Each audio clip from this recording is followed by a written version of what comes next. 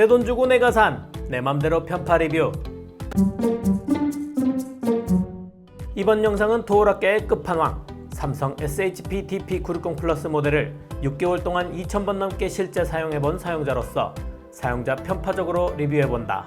이사를 오기 전 집에서 문 손잡이가 고장을 일으켜 매번 문이 꼭 닫히는 것을 확인해야 하는 스트레스 때문에 이사를 오면서 제일 중요하게 생각했던 것 중에 하나가 바로 도어락이다. 도어락 중에서도 고급스럽고 예뻤으면 좋겠고 푸시풀 방식이었으면 좋겠고 얼굴 인식이나 지문 인식이 되면 좋겠다는 생각을 했었는데 우리 아파트에 딱 맞게 쓸 수 있는 삼성 SDS 월패드 인터폰 SHT361호 모델과 짝으로 맞춰 쓸 수 있어 SHP DP960 플러스 모델을 선택했다. 지금부터 삼성 SHP DP960 플러스 모델에 대해 장점과 단점을 위주로 빠르게 정리 들어간다. 장점 1. 도어락과 인터폰 연동으로 실내에서 현관문을 열어줄 수 있다.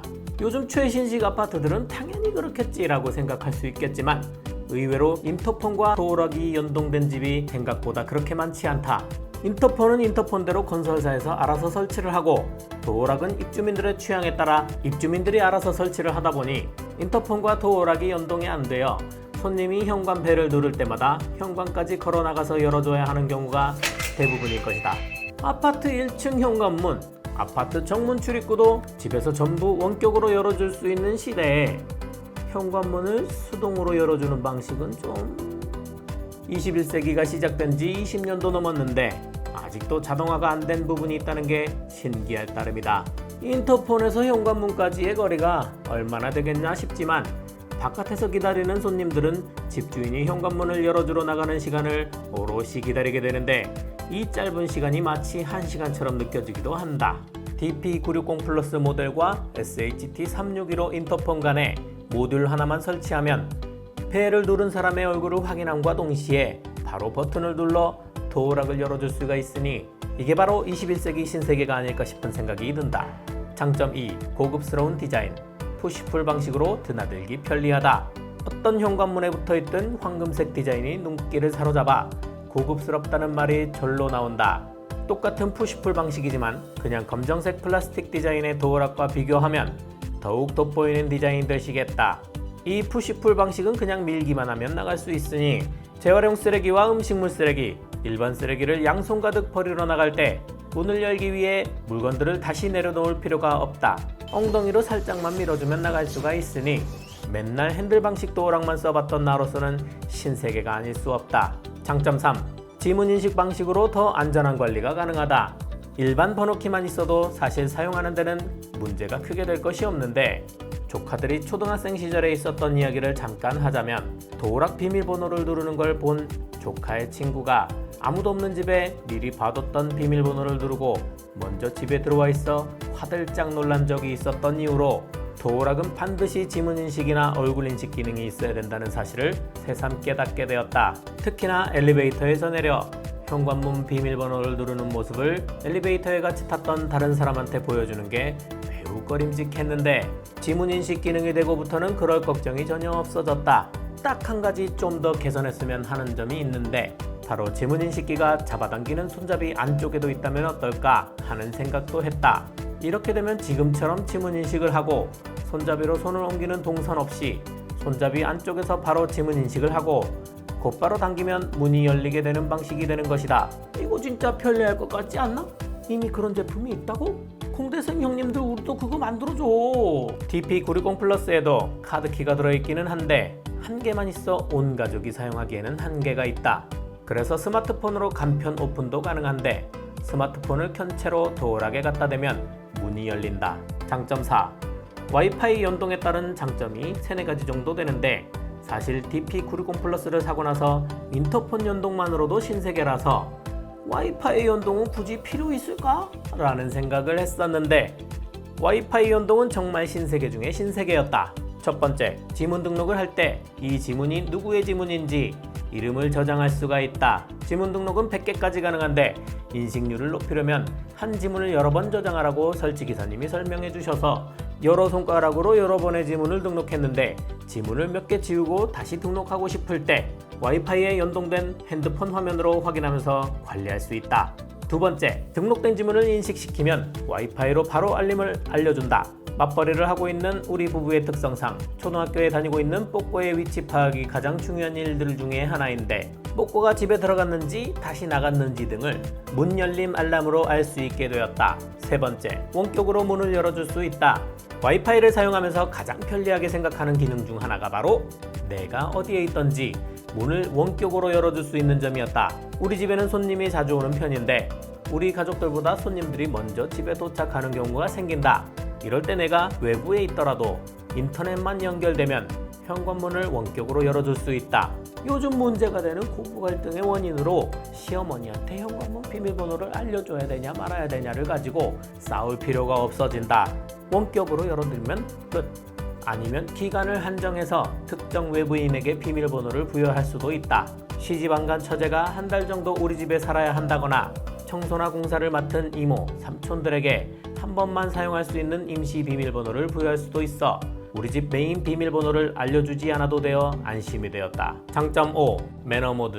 별표를 먼저 누른 다음 허수를 누르면 번호를 누르는 소리나 문이 열리고 닫히는 멜로디가 들리지 않아 밤늦게 들어갔을 때 곤히 잠든 어린 아리를 깨우지 않아도 되어 매우 편리했다.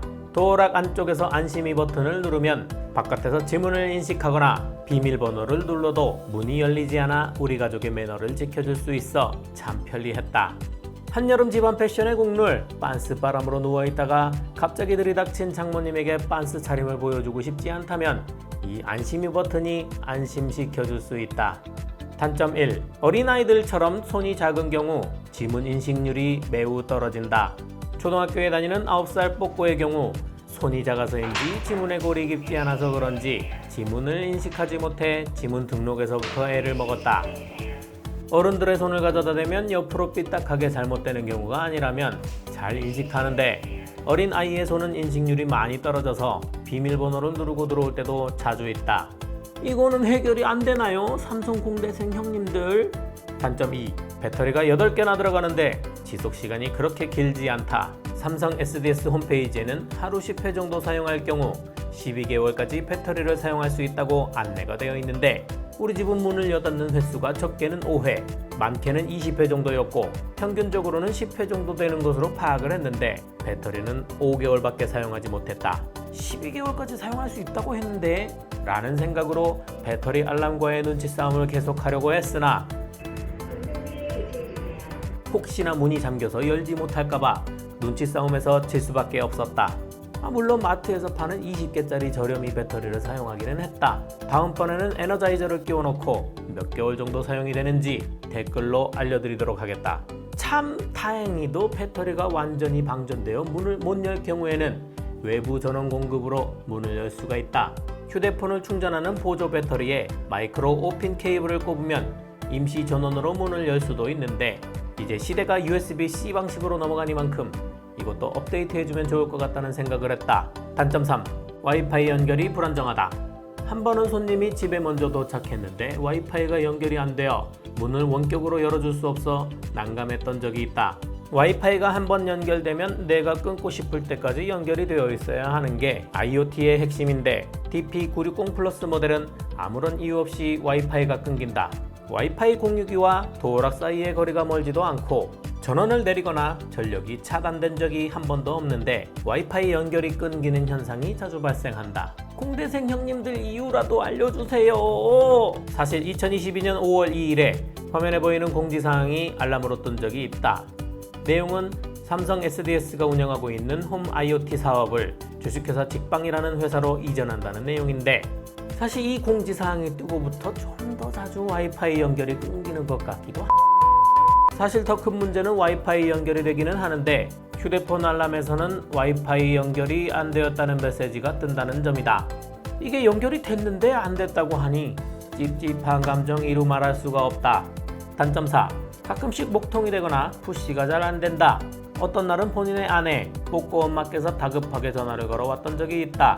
현관문을 열려고 하는데 아무것도 뜨지 않고 문도 열리지 않았다는 것이다. 원래 문 앞에 사람이 왔다 갔다 인지만 돼도 웰컴 기능이 작동해야 하는데 그런 것도 없고 지문을 대도 아무런 반응이 없어 전화를 했던 것이다. 와이파이를 이용해 원격으로 문을 열어보라고 해서 원격으로 문을 열려고 시도했지만 아무것도 되지 않았고 원격 문 열림 시도를 몇 차례 하다가 포기를 했는데 몇 초 후에서야 웰컴 기능이 작동하고 지문 인식으로 문이 열렸다. 6개월 사용하는 동안 문 열었다 닫았다를 2000번 넘게 했는데 이런 경우는 처음이라 당황스러웠다.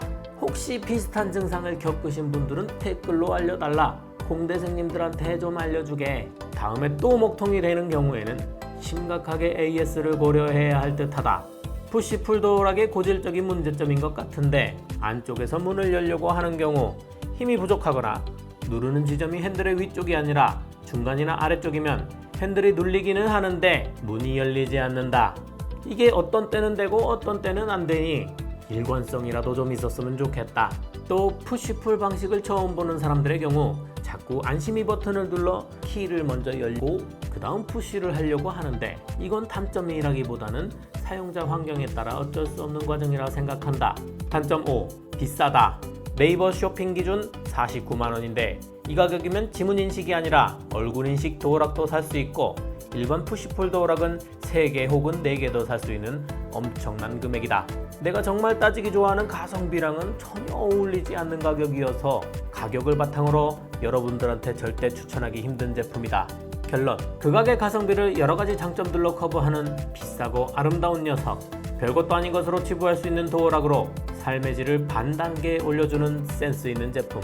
비싸지만 우리 집 대문을 꼼꼼하게 지킬 수 있다면 이 정도는 투자할 수 있지 라는 자기 합리화가 가능한 몇 안 되는 제품 중에 하나, 삼성 SHP DP960 플러스 모델을 리뷰해 보았다.